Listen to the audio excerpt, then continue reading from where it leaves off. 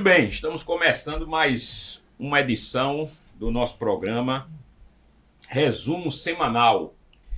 E é uma alegria estar aqui com você mais uma vez, juntamente com meus colegas, companheiros de ministério e que estão aqui também para discutirmos alguns assuntos da semana sob uma perspectiva cristã, conservadora, bíblica. E hoje nós vamos ter alguns assuntos que são polêmicos, estão saindo na semana e é por isso que o nome do programa é Resumo Semanal. Nós peguemos aí algumas manchetes e possamos aqui discutir, possamos aqui tratar não somente como sai na grande mídia, mas vemos as questões que envolvem esses assuntos, esses temas. Algo que tem a ver com a cultura, com a sociedade, com o nosso aspecto, a nossa própria forma, estilo de vida na atualidade. E para isso, mais uma vez eu estou aqui com meus colegas, os professores e pastores Jonas Moreno, que é jurista, e Linaldo Júnior, que é capelão e psicanalista. Pessoal, bom dia, boa tarde, boa noite, né? Bom dia a todos, né? Boa tarde, boa noite. Vamos lá conversar sobre assuntos atuais e, como já bem dito, dentro de uma perspectiva que queremos ser a necessária para o programa nosso. Amigo Jonas. Mais uma vez, um privilégio de estar aqui com o professor, pastor Arthur, Linaldo também, para discutirmos, né, sobre temas relevantes, né? Vamos trazer uma perspectiva cristã e certamente todos nós vamos ter algo acrescentado a partir deste debate, né? Vamos em frente. Esse programa, Resumo Semanal, é uma ideia que surgiu aqui de nós três, né? Do professor Jonas, professor Linaldo e eu. Nós nos juntamos. Por quê? Porque nós, além de sermos pastores e professores de teologia, nós temos também nossas áreas de especificidade, né? Então, minha área é filosofia, área essa em que atuo até hoje, assim como as áreas do professor Jonas, que é jurista e atua até o dia de hoje, bem como o professor Linaldo, que é capelão e psicanalista. Assim nós agregamos essas áreas específicas, peculiares a cada um, para que nós possamos construir aqui um diálogo que também seja multidisciplinar. Aqui não é somente a perspectiva de três pastores, mas três professores de áreas distintas, de áreas diferentes, que agregam aí valor a essa conversa. E como primeiro tema, um tema que foi aí saiu aí essa semana, né, que no Reino Unido uma nova definição pode rotular cristãos como extremistas. Olha só, a manchete aí que saiu a notícia que saiu aí no Pleno News, e você deve estar acompanhando agora aí, no seu vídeo aí, diz o seguinte: o governo do Reino Unido promulgou uma nova definição de extremismo, professor Jonas, o que tem gerado preocupações entre os cristãos sobre possíveis impactos na liberdade religiosa. Veja bem, viu? E de expressão. Segundo a nova definição, o extremismo consiste na promoção ou avanço de ideologias baseadas em violência, ódio ou intolerância, com o objetivo de negar ou destruir os direitos fundamentais de terceiros, minar o sistema democrático, parlamentar ou criar um ambiente propício para tais ações. E como na Grã-Bretanha de modo particular e na Europa, não é, de modo geral, nós temos visto que há uma crescente tentativa, Jonas, de incluir o cristianismo dentro dessa categoria, não é? De promotor de discurso de ódio ou de violência, não é? De separação, segregação.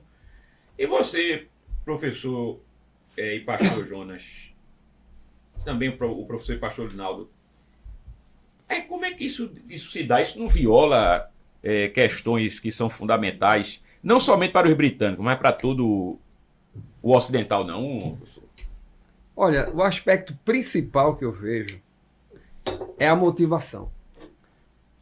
A motivação desta ação de se dar uma nova definição. Eu sempre digo que as pessoas se utilizam de argumentos outros Sim. quando querem atingir ou rotular algum grupo. A intenção, se você observar, professor Arthur, não sei se nós conseguiremos resgatar, em alguns outros links da BBC, fala que a motivação dessa definição, Linaldo, se deu em virtude do conflito entre Hamas e Israel, né, que fez com que crescesse, digamos, o discurso de ódio contra esses grupos, né? Mas na realidade... Judeus e islâmicos. Exatamente. Sim. Mas na realidade, já têm sido alvos de ações onde são acusados de intolerância pessoas que estão fazendo oração na frente de uma clínica de aborto. Inclusive no Reino Unido. Reino Unido, estão falando do Reino Unido. Pessoas que se manifestam contra aspectos de ideologia de gênero na área educacional. Logo, essa rotulação, essa definição nova tem um alvo específico, que serão os cristãos. Agora, o discurso de ódio, gente, tem uma definição muito clara acerca do discurso de ódio que é utilizado no mundo, e até o Brasil adotou esses três aspectos para algo ser considerado discurso de ódio. Primeiro, tem um aspecto que é cognitivo. Cognitivo porque nós temos perspectivas diferentes. Vamos imaginar, Linaldo, eu sou de uma religião, você é de outra. Valorativo. Se tiver o segundo aspecto que é valorativo, isto é, eu acho que a minha religião é superior à sua. Mas tem um terceiro, que se acontecer, configura o discurso de ódio. É quando, segundo a própria definição trazida em um julgamento no STF, é se a pessoa que é de um grupo diferente e que se acha superior, ainda além disso, né? Por que além disso? Porque eu quando propago a minha religião, eu entendo que ela é a verdadeira. Sim. Por isso que o proselitismo é permitido. Olha, no aspecto cognitivo, porque eu quero a sua conversão. Você não é da minha mesma religião, ou não tem religião alguma. Aspecto valorativo, eu entendo que a minha religião traz o Deus verdadeiro, a salvação. E o terceiro aspecto, esses dois podem coexistir. Agora, para que haja discurso de ódio, tem que ter um terceiro aspecto, que a definição é exatamente o seguinte: quando a pessoa, além disso, supõe legítima dominação, exploração, escravização, eliminação, supressão ou redução de direitos fundamentais do diferente que compreende inferior. Isto é, se eu me relaciono com alguém que não tem a minha religião e eu me considero superior porque a minha religião traz salvação, não tem problema nenhum. Não é? Esse é um discurso permitido, isso é o proselitismo. Isso é comum em toda e qualquer religião. Agora, eu não posso, a partir desses dois elementos, eu ainda querer suprimir, né, a perspectiva de direitos fundamentais, escravizar.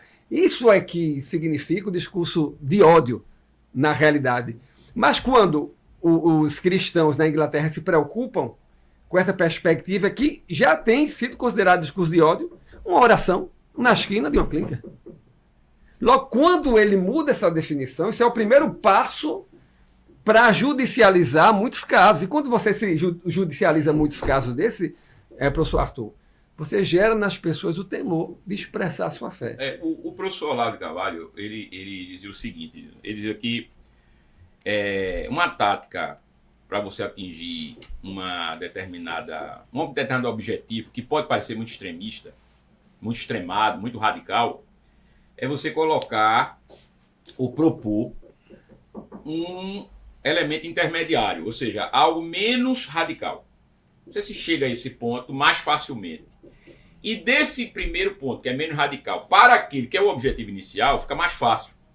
Por quê? Porque alguma coisa já passou, não é? Então eu penso o seguinte, eu não sei o que é que Linaldo também pensa, você, Jonas, mas eu penso que isso daí essa questão de criminalizar qualquer religião por discurso de ódio tem por objetivo final a extinção da religião, como da manifestação religiosa, como nós a conhecemos. Veja, o direito à liberdade religiosa fica comprometido, não é? E aí é o seguinte, isso abre um precedente, eu não diria legal, porque os países têm legislações diferentes, mas abre um precedente cultural forte, porque a Grã-Bretanha o Reino Unido é um país que é protagonista, não é um país coadjuvante no cenário geopolítico, então cria-se um precedente muito forte. Outros países vão imitar o Reino Unido, não é? E eu penso que é incrível nós não vermos parlamentares discutindo isso. Aqui, não é? Por exemplo, isso vai passar, veja, isso vai chegar aqui, com certeza absoluta. Não é? E aí, qual é o efeito, por exemplo, nas massas, nas pessoas? E por que essa questão de associar o cristianismo, não é, Linaldo, a discurso de ódio? Tá certo? Isso, na sua perspectiva, que isso procede? Como é que é isso aí? Eu creio que é por aí mesmo. E o que me assusta um pouco, aí já indo para uma direção mais, uma aplicação para o nosso contexto hoje religioso, é que há um incentivo, por exemplo, aqui no Brasil, direto e ou indireto, por vezes, de que religião é coisa ruim. Sim, Jesus não veio trazer religião, veio trazer o evangelho. Religião não salva. Claro, culto não salva, oração não salva, a gente aqui conversando no podcast não salva. Tiago fala sobre a religião verdadeira, né? A religião cristã, pura e imaculada, que grosso modo é o amor a Deus acima de tudo e ao próximo. Tiago 1, a partir do 22, é colocar em prática a vontade de Deus. Então eu acredito que não somente estamos caminhando, eu gostei muito da expressão a religião como conhecemos, porque de algum modo o que já está existindo já não é aquilo que conhecemos como sendo a verdade, a religião verdadeira. Mas eu só gostaria de colocar um pouquinho aí de pimenta na comida, mostrando que nós, aqui no Brasil, temos visto um crescimento de gente dentro da igreja, às vezes nem sabe por quê, uma ideia implantada que a pessoa nem percebe que é contra o próprio cristianismo, que acaba dando força a tudo isso, Então, dos parlamentares, daqueles que poderiam ser voz e atuar, até nós, às vezes, pastores, né? Pastores, líderes, acabamos dando força a o que é anticristo. Veja, isso aí que você está falando se associa a uma notícia que eu estou trazendo aqui, eu queria que João colocasse aí também, que quase 25% dos jovens britânicos aceitariam proibir a Bíblia, veja, por discurso de ódio. Veja, essa notícia é de 2023. Ela não é da semana, mas é recente, né? E casa aí com o que a gente está conversando aqui. Quer dizer que isso é uma tendência, né? É uma tendência já, pelo menos no Reino Unido, e eu penso que na Europa, e por que não dizer em todo o Ocidente, de que a Bíblia ela é promotora do discurso de ódio. Veja bem, viu? Eu vou até Sim. verificar depois a fonte de dados dessa pesquisa, para ver. Sim. Porque muitas vezes elas são manipuladas para... É como aquela questão que nós falamos, né? A gente já escolheu a pregação, falta o versículo, tem gente que faz isso, né? Eles já escolheram o discurso, né, que vão dar. Sim. Eu vou depois dar uma olhadinha no banco de dados disso. Agora tem uma coisa interessante quando nós falamos. Ontem, ou foi essa semana, teve uma audiência pública no Senado sobre um projeto de lei que ele queria tornar o cristianismo como manifestação cultural brasileira, que foi questionado por muitos juristas. Ives Gandra, inclusive o doutor Tiago, do IBDR, que compareceu lá trazendo esclarecimento, porque eles trouxeram a perspectiva que o cristianismo não é uma manifestação cultural. A partir dele, várias ocorreram. Por quê? O cristianismo no Brasil, inclusive, está como a base da Constituição, sob a proteção de Deus. Além de que o cristianismo ele serviu como, digamos, aquela religião que motivou também pessoas a implantarem a colônia aqui no Brasil, a partir, inclusive, da ação do cristianismo, que, diferente de algumas religiões, impedem até a propagação do evangelho, como algumas nações têm, impede a propagação de outras religiões. Ele possibilitou o surgimento de manifestações culturais, e não ele apenas, bem, dizer que o cristianismo é apenas uma manifestação cultural. Não, gente, é muito mais que isso. Né? Ele é a base da Constituição, e isso foi discutido ontem. No projeto de lei, eu até digo, olha, e tem até outro projeto de lei rolando aí, acerca da proibição de mexer na Bíblia, né? Falando nisso. Enquanto lá está dizendo que a Bíblia é fonte de motivo de discurso de ódio, né?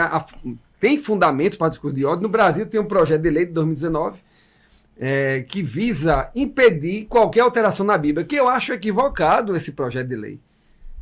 Porque como é que a gente tem na Constituição um dispositivo que o Estado não pode interferir nas organizações religiosas e agora o Estado vai legislar sobre esses aspectos, inclusive com relação ao livro sagrado? As pessoas, às vezes, até foi de iniciativa do deputado cristão, se eu não me engano. As pessoas, assim, eu não estou dizendo que ele não pensou antes de agir, mas são coisas que nós não prezamos. A tua Constituição já estabelece no Brasil a liberdade religiosa. A partir do momento que eu jogo no Congresso para definir questões se o meu livro pode ou não ser alterado, quem é que aplica a lei? Não é o judiciário? Daqui a pouco eu estou entregando ao judiciário para interpretar essa lei. E quando interpreta essa lei, de repente vai dizer, não, pode mudar. Onde tem algumas palavras, sei lá, bota aqui agora todos, não sei, né? Tudo é possível, tudo é possível. Quando eu dou a arma, né? A pessoa utiliza, né? Isso. Logo, nós temos a questão da religião, a liberdade religiosa estabelecida como um fundamento um princípio fundamental da nossa Constituição. Nós temos a liberdade plena no Brasil. Logo, nós não podemos querer agora que normas infralegais, talvez, ou legais e infralegais, como na época da pandemia, legisladores por decreto. Quer dizer, dentro de um quarto, de uma sala, acordar de bom humor, fecha igreja. De bom humor, né? Fecha igreja mesmo. Quando ele acordar de bom humor, fecha igreja. De mau humor, abria. É exatamente o contrário. Muita gente fez isso.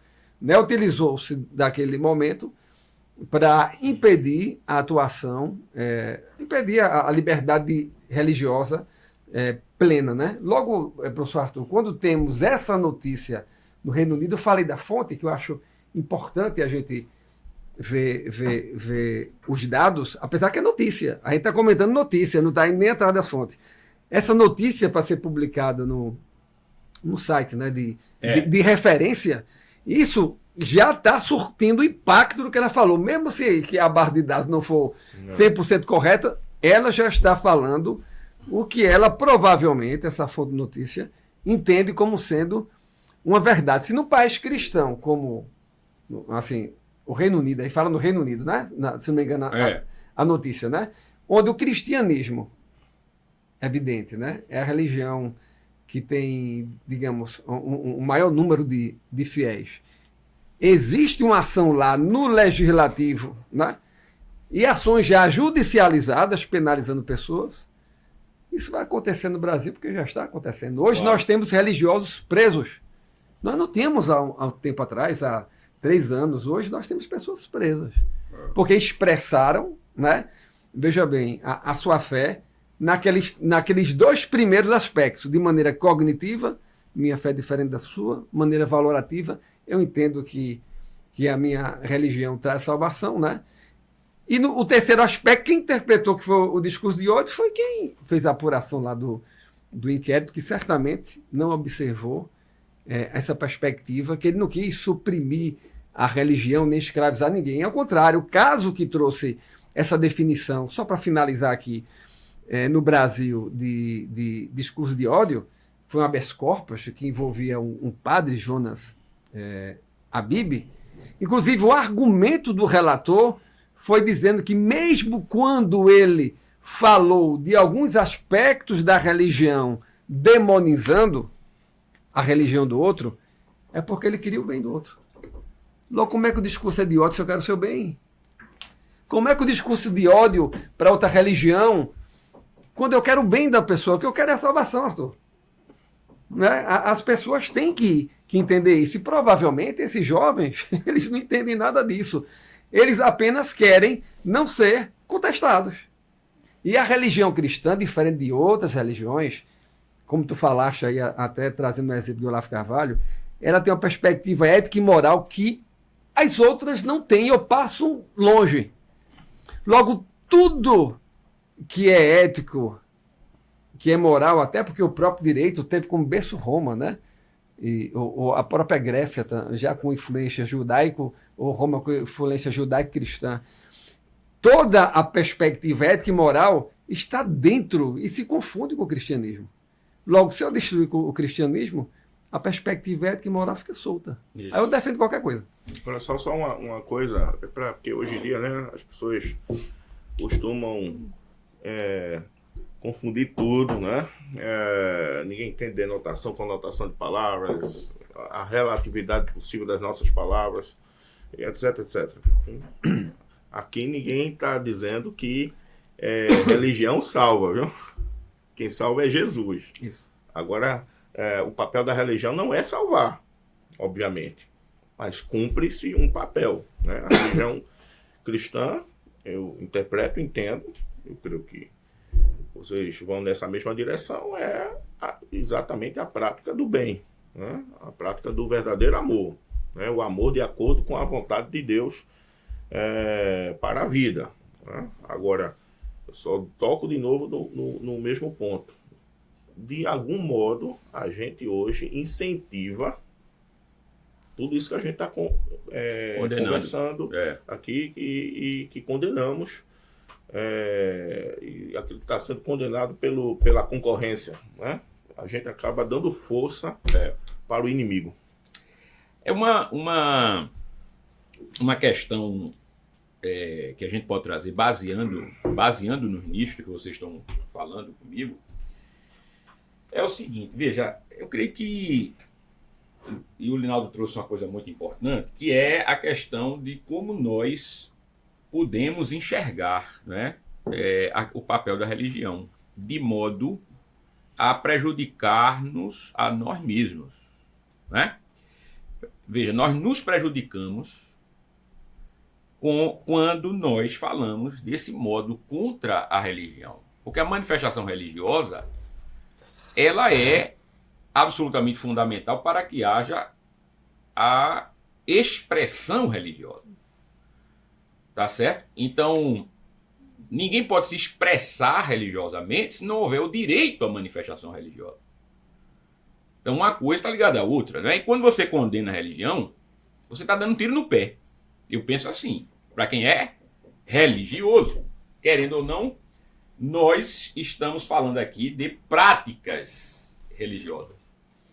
E aí, entrando na questão da prática religiosa, veja bem, alguns líderes religiosos, eles estão, em nome do seu entendimento contemporâneo, revisionista da Bíblia e do conceito de religião, estão propagando valores que, segundo a perspectiva bíblica, pode parecer estranho, mas eles estão fazendo isso em nome da Bíblia, não é?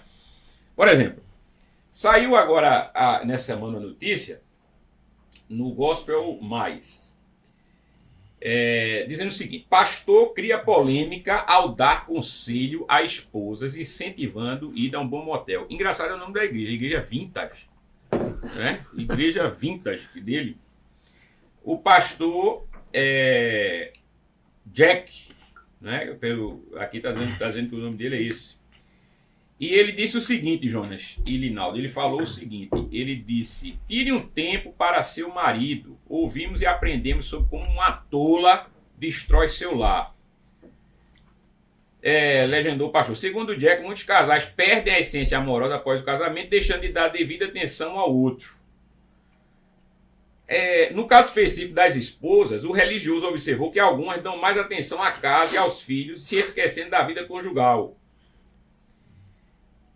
E ao defender sua tese, o pastor disse que o ambiente do motel não seria diferente de outros, como um motel ou mesmo um carro, já que pessoas também fazem sexo nesses espaços, podendo ser de forma pecaminosa ou não.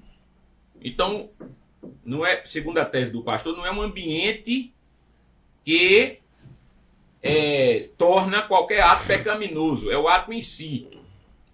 Veja só, é interessante a ideia de que, em nome da Bíblia, não é?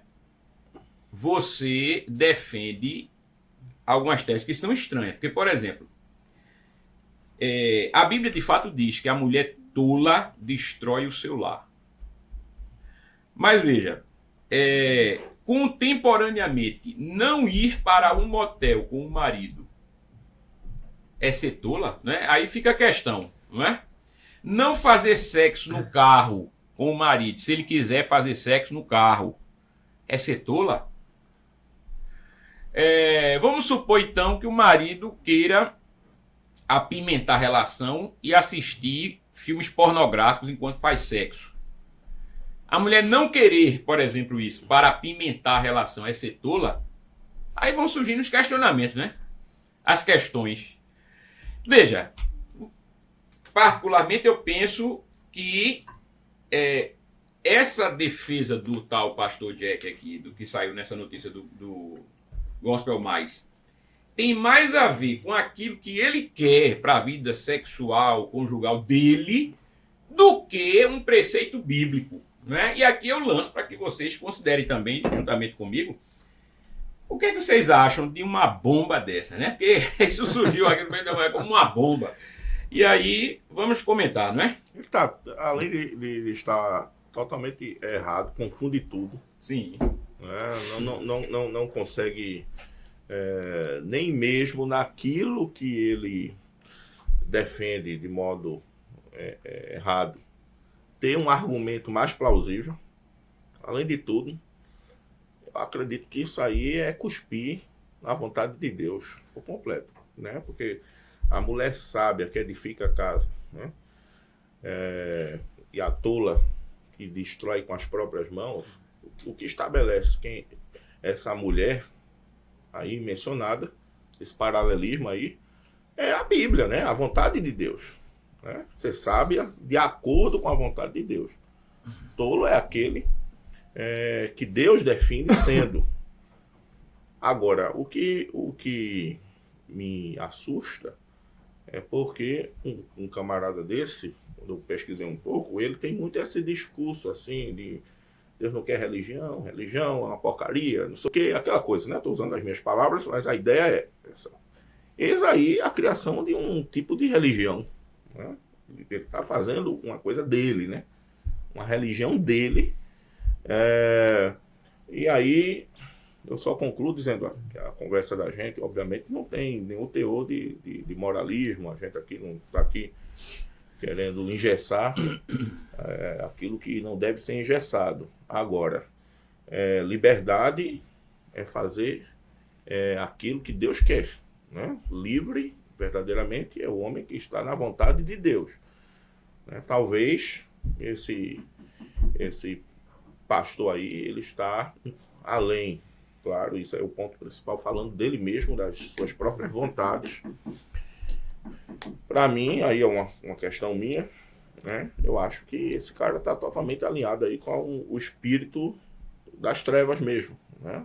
Direto ou indiretamente, ele faz o serviço de tudo isso que a gente está conversando hoje, né? Sobre o ataque à fé cristã, ao cristianismo, às liberdades, né? Ele acaba sendo anticristo, né? Na sua conduta. O que eu penso, né? E aí, João, é para ir ou não, pro motel? Interessante é que um princípio, ele não pode ser aplicado segundo a sua vontade, né? O princípio ele deve seguir, digamos, o seu nascimento, né? Ele quer utilizar a questão de onde pisar o teu pé é terra santa, né? Ele quer que o ato, a minha prática, santifique o lugar. Isso é uma verdade bíblica, mas não no contexto que ele fala.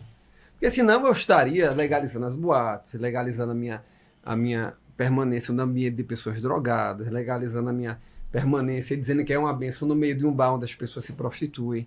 Eu não posso pensar dessa forma. Eu entendo como os colegas têm falado que talvez isso ele criou para legitimar o que ele quer fazer. Aí ele deu a sua própria interpretação. Porque aí vamos fazer uma comparação tola. Tá, quando foi que surgiu o motel no mundo? Antes disso, a mulher era tola?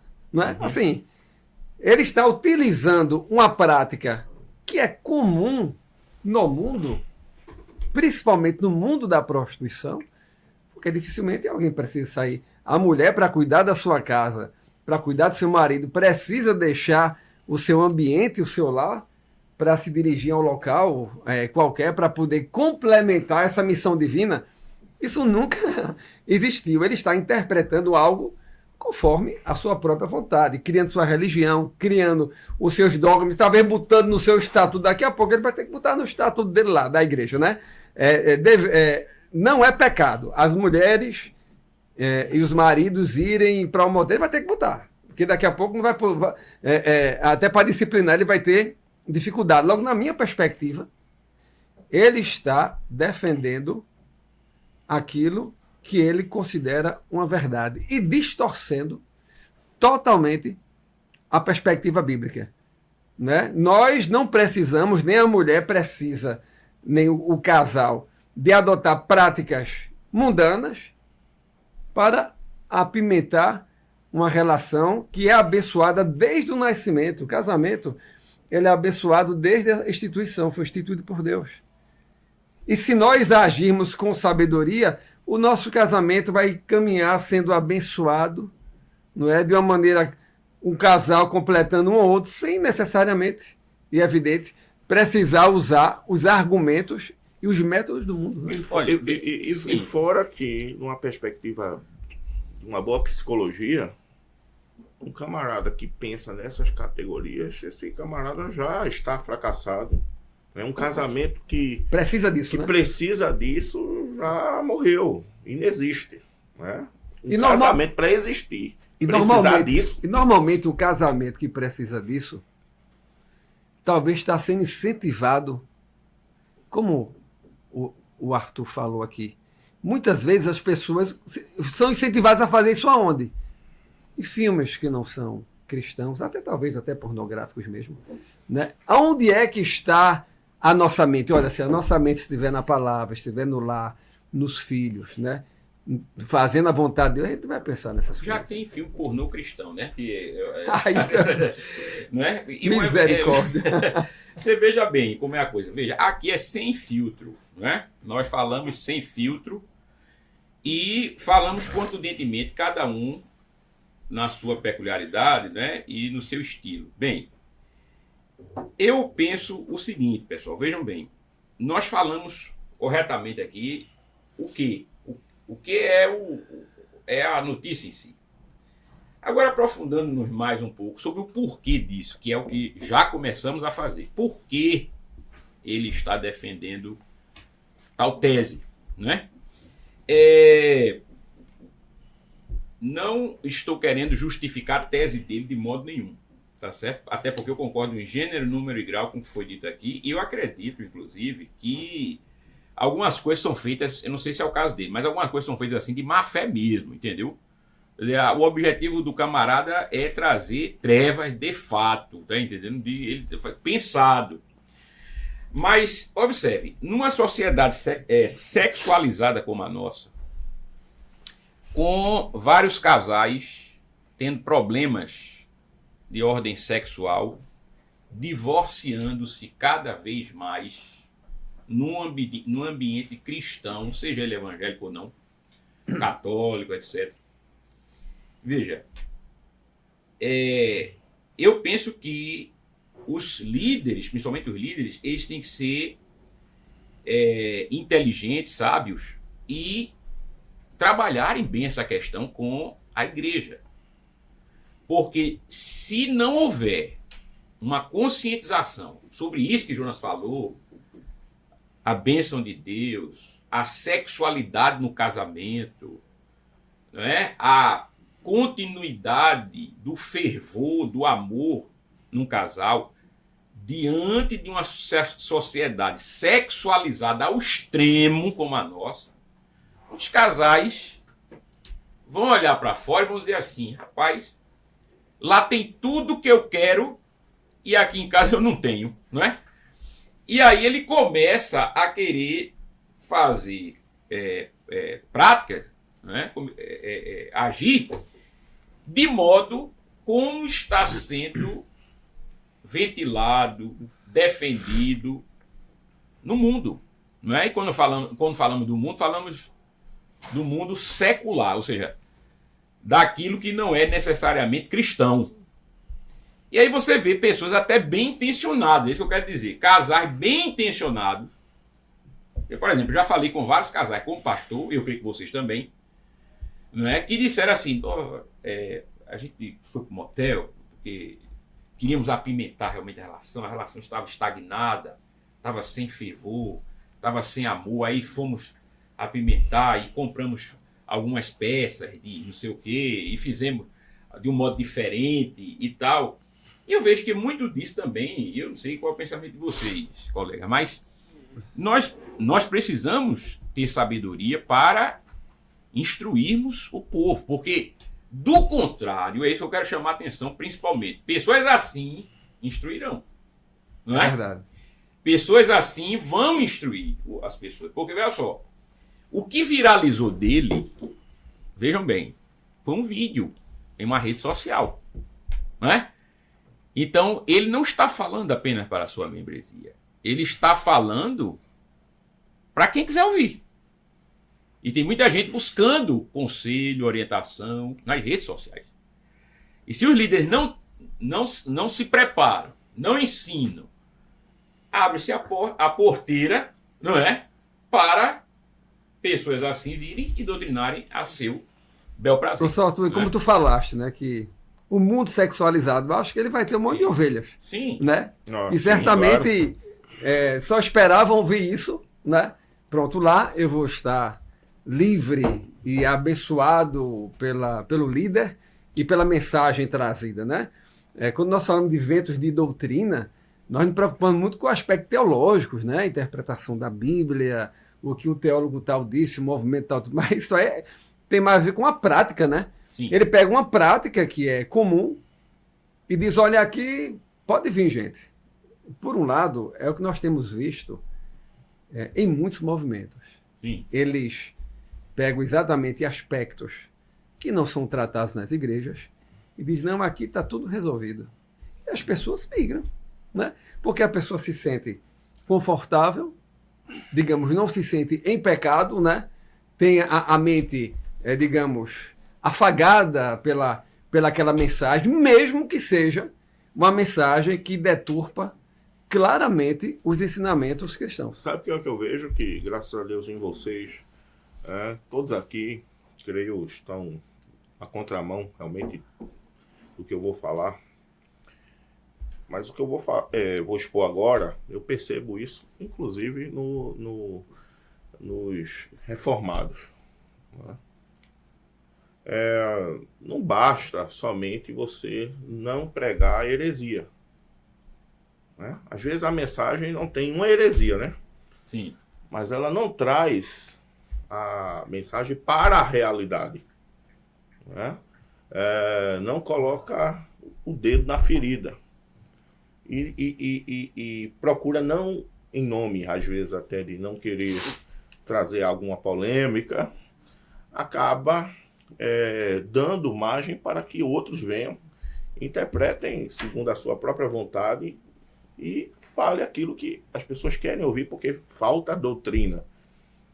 Paulo eu acho muito interessante ali, quando ele mostra em 1 Coríntios 11, né, que heresia não é só um conceito, uma ideia, né, um ensino, uma doutrina errada. Se nós andarmos contra a vontade de Deus, a nossa prática é uma heresia. Né? É necessário que hajam heresias entre vós para que seja revelados fiéis, né? Tem tradução que diz dissensões, né? Facções.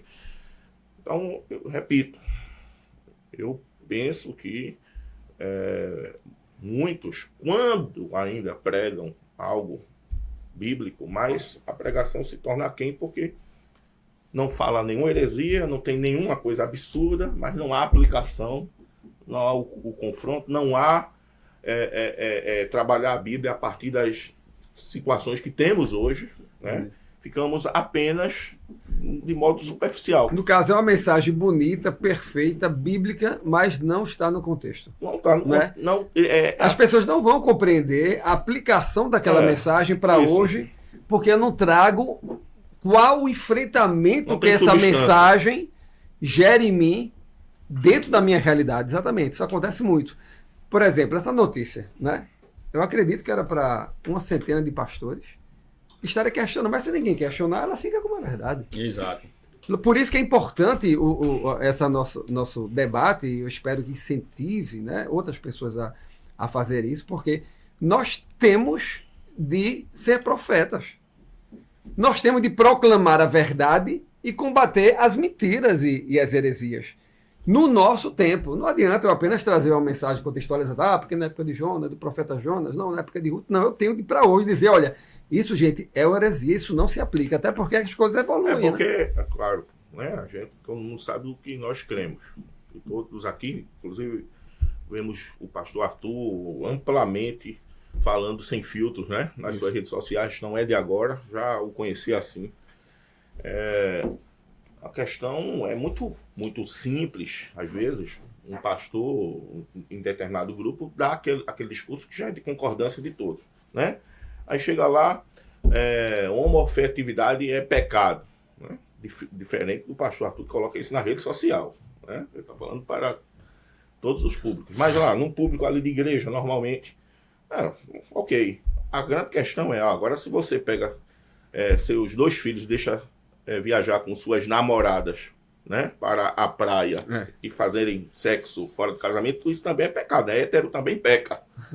Né? Então, veja, às vezes o discurso é todo bonitinho, todo certinho, não tem uma heresia, olha, tá tudo certo, mas falta a substância da verdade para hoje.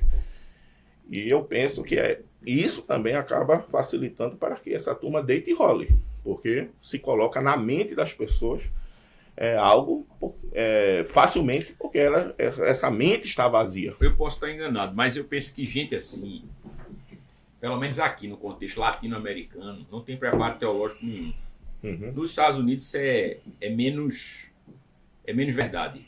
Você tem pastores lá com experiência teológica que estão descambando para a heresia aberta e grosseira mesmo. Aqui também há isso, mas normalmente esse tipo de gente não tem preparo teológico nenhum. O preparo dele é totalmente secular. Ele decide abrir uma igreja ou ele vem de uma dissensão e monta conforme seus próprios moldes, né? Sua própria perspectiva. E ancorado nesse discurso de religião é ruim, religião é uma coisa má, religião tem que ser abolida, né? Mas eu queria trazer um tema aqui também, pessoal, para a gente dar continuidade aqui, que é a última notícia que nós vamos falar, sobre a qual nós vamos falar agora, que é o seguinte, veja, essa semana saiu no site da CBN. Essa semana, diretor de escola é preso por pornografia infantil. Aí veja só a rede de pedofilia que esse camarada estava associado. Veja. Prisão ocorreu dentro da unidade de ensino em que o homem trabalha. Com ele, policiais apreenderam celular onde eram armazenadas cenas de sexo explícito envolvendo bebês, crianças e adolescentes. Aí o que aconteceu? O nome do camarada é Carlos da Costa. Tem 50 anos. Foi preso em Campinas, São Paulo. E ele é diretor de uma escola estadual, né? Do estado de São Paulo. Veja, Em uma análise especial, os policiais e peritos encontraram os vídeos que eram recebidos e compartilhados na rede, não é? Por meio de aplicativo de mensagens. Veja só, é uma rede, não é a primeira vez que isso acontece. Eu me lembro que no governo, sob a liderança do Magno Malta, com aquela CPI da pedofilia, né? Eu me lembro que ele disse uma vez que foi capturado uma rede de pedófilos, a Interpol capturou com 500 pedófilos ao redor do mundo. Uns 50 ou 60 eram do Brasil. E essa rede de pedofilia compartilhava fotos de sexo explícito com bebês. Veja, esse camarada foi preso com o celular, fotos e vídeos em que havia troca, o compartilhamento de mensagens com outras pessoas, obviamente, com sexo com bebês, crianças e adolescentes. Veja, eu gosto de trabalhar sempre o que e o porquê, né? O que nós estamos trabalhando aqui, estamos apresentando com a notícia, saiu no site, repetindo, da CBN. Agora, por que a pedofilia, Jonas e Rinaldo? Na visão de vocês, eu tenho a minha perspectiva também, porque a pedofilia, parece-nos que ela tem explodido, ela tem crescido, ela tem realmente aumentado exponencialmente. A prática da pedofilia. Na visão de vocês, por que isso parece estar totalmente descontrolado na atualidade? Seria a sexualização da sociedade? Seria algo que Jesus disse, a multiplicação da iniquidade, não é?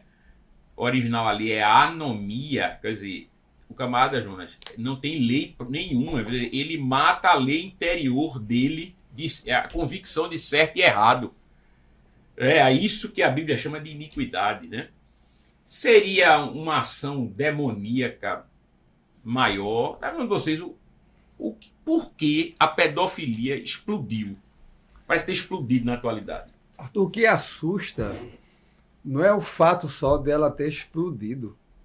É que pessoas já defendem como um tipo de relação, sim, né, afetiva. Sim. Não é? Você observa pessoas em vários pontos, inclusive no Brasil, com discursos já defendendo o que certamente daqui a algum tempo, infelizmente, deverá ser abolido como crime, como crime praticado.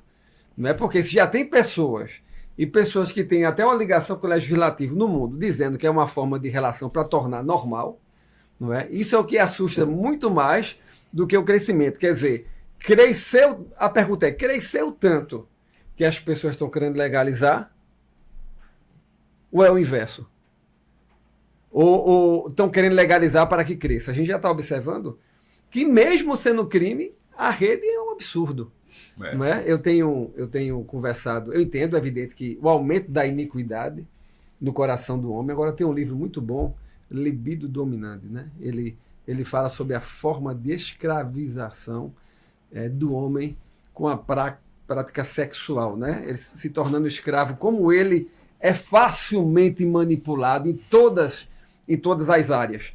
Mas a evolução dessa perspectiva da pedofilia, eu acho que é muito ligado, pastor Rinaldo, com a prostituição, né? A ligação que a pessoa tem com a prostituição. Porque me parece que na prostituição, como eu tenho visto em alguns artigos, o grau vai aumentando de contaminação e de atuação cada vez mais de uma maneira até, sei lá, amoral, né? Tudo porque você imaginar uma criança, um bebê que não tem vontade, não se expressa, e você usar isso é uma coisa terrível, é uma coisa nem animal, né? Porque os animais não fazem isso, né? Isso é uma coisa que, assim, repugnante, que eu acho que nasce a partir do envolvimento com a pornografia, e a pessoa vai se tornando escrava a tal ponto que ela vai sempre procurando algo para suprir essa sua necessidade, né, gerada pela carne, né? A carne se torna escrava e ela vai levando você cada vez mais a práticas absurdas, né, Linaldo? A gente tem conversado um pouco sobre isso. Eu queria que tu pudesse expressar também sobre esse tema. Acredito que todos esses fatores estão presentes, né, e outros também. Já não é de agora que está havendo um crescimento grande de coisas esdrúxulas. Por exemplo, alguns anos atrás se comentava bastante o crescimento da zoofilia. Hoje está em franca ascensão, gente, inclusive, que ganha muito dinheiro com a necrofilia. Né? Sexo com morte. Né? Exatamente. Miséria. Aí o próximo passo vai ser a pedofilia. Né? O que eu vou falar aqui, obviamente que a gente, quando fala, é censurado, né? É cancelado os nichos aí. Mas nós temos até como ter provas de que quando alguém chega no ponto da pedofilia, já não há mais nada na pessoa. Né? Não tem como alguém chegar na pedofilia sem não quebrar todo o padrão moral dela. Tudo aquilo que seria minimamente razoável, inclusive. Né? E aí, eu só acho que e é um pouco assustador, estou falando da minha experiência de atendimentos agora. Eu tenho visto, né, o quanto a pornografia tem crescido no meio evangélico, em todos os nichos. Né? Esse crescimento diz muito, porque além do retardamento cognitivo, mental, eu vou aqui falar mais ainda sem filtros. Pornografia é coisa de quem está sendo gradativamente objeto de retardamento mental cognitivo e coisa de já debilóide mesmo. Né? O evangélico chegou no ponto que até para pecar não sabe fazer bem. Né? É um mal sobre o mal. Além de tudo isso, de ser afronta a Deus, principalmente pecado, não é? A pornografia, por uma série de razões, inclusive a questão dos estímulos, vai trazendo muito rapidamente a necessidade de mais. Então, o camarada começa consumindo, digamos assim, uma relação sexual comum, mas aqui, a pessoa não vai ficar naquilo. Né? E o resultado final pode dar até na própria pedofilia. De sorte que há uma relação de fluxo e refluxo entre pedofilia e pornografia. Né? Às vezes como causa, às vezes como efeito, às vezes as duas coisas presentes. Agora, vou dizer novamente, me assusta porque eu tenho visto isso. Casos de crianças de 10 anos, 11 anos, que consomem pornografia. E os pais ainda dizem assim, eu não sei como é que ele consegue acessar isso. Não, no seu celular. Né? Ou pelo celular que você deu. E imagine você com um diretor de uma escola, digamos, sendo um agente, né, desse tipo de ação. Eu fico imaginando, ele estará por vocação ou por escolher um local onde vai lhe dar, talvez, recursos para ganhar. Pronto, um predador. Predador. Né? Um predador. É uma raposa tomando conta do galinheiro. Assim, falando sem filtros, né? O que será que o levou até lá? E a gente fica preocupado. Quem o colocou até lá? Porque como é uma rede, né? A gente se preocupa até com isso, porque tem como identificar, Linaldo, você, na sua área, uma pessoa que tem esse perfil? Tem. Né? Logo assim, se tem como identificar, antes de se colocar alguém num desses cargos aí, né? Que infelizmente no Brasil a questão é dinheiro, amizade, política, ninguém olha a qualificação.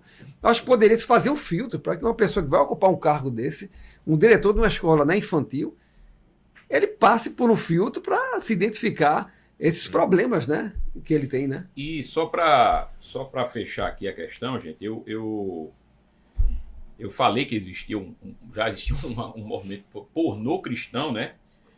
Então, veja, para confirmar o que eu disse, o Instituto Cristão de Pesquisa, eu coloquei aí, eu creio que João está colocando aí agora para quem está acompanhando ver, eles disseram o seguinte: encontramos na internet informações sobre a mais nova invencionice gospel. Em nome de uma pseudo-espiritualidade, surge retumbante em nosso Brasil varonil o movimento pornô gospel, onde filmes eróticos são produzidos para a educação do povo de Deus. Segundo os organizadores da indústria cinematográfica pornô cristã, entre aspas, os filmes produzidos devem ser fundamentados no maior respeito. Meu Deus. Ou seja, é pornografia com todo respeito. No temor, né? no temor, né? No temor. Para tanto, estabeleceram regras como retratar casais matrimonialmente, só retrata com seus casados casados. Retratar o sexo pode, né? no contexto de um casamento cristão. Os atores devem demonstrar que são cristãos e que levam um estilo de vida cristã. Não deve haver sexo extraconjugal, ou seja, sempre é como se fosse casal. E tá. Então, eu estou aí mostrando que existe, veja...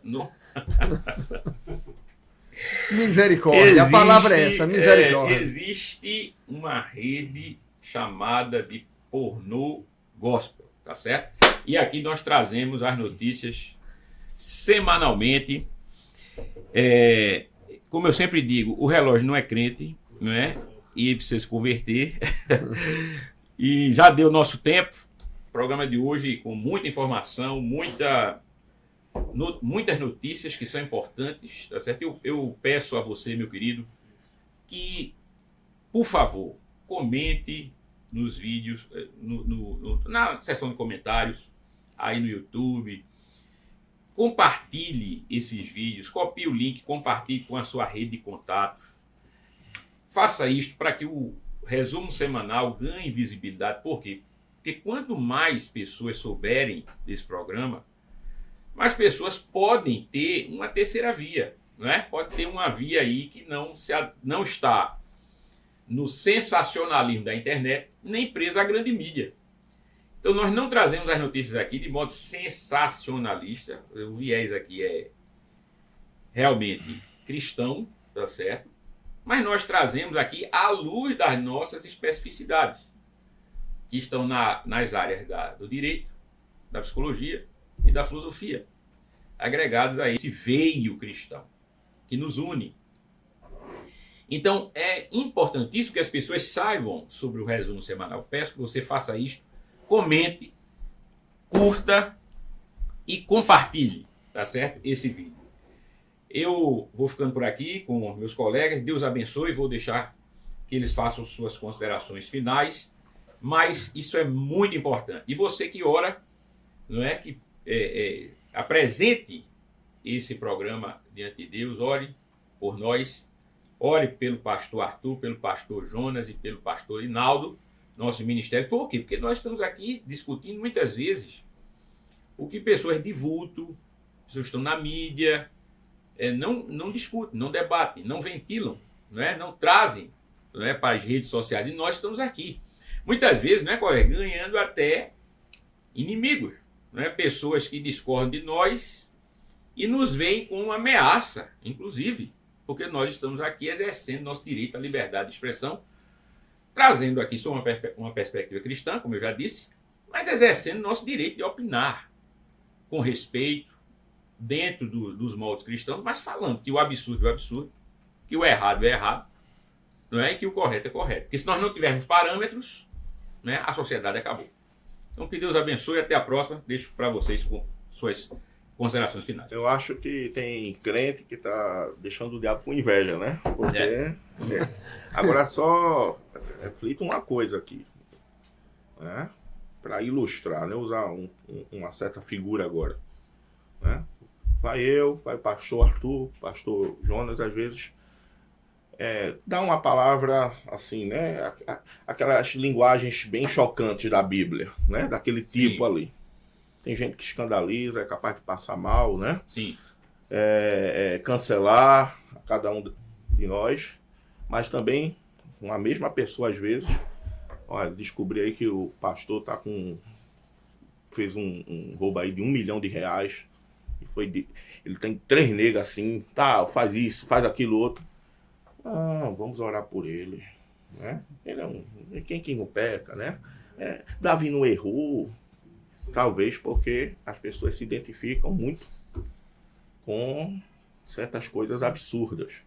E por isso, né, consegue coar mosquito e engolir camelo, como Jesus disse.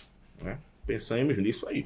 Isso aí já dava mais uma hora de conversa, mas eu quero agradecer mais uma vez por estar aqui com nossos pastores e amigos. E próxima semana, aqui de novo com a sua colaboração, mande as notícias também, para que a gente possa compartilhar e conversar entre nós. Muito obrigado. Muito bem, gente. Até a próxima. Que Deus abençoe. Valeu. Até a próxima edição.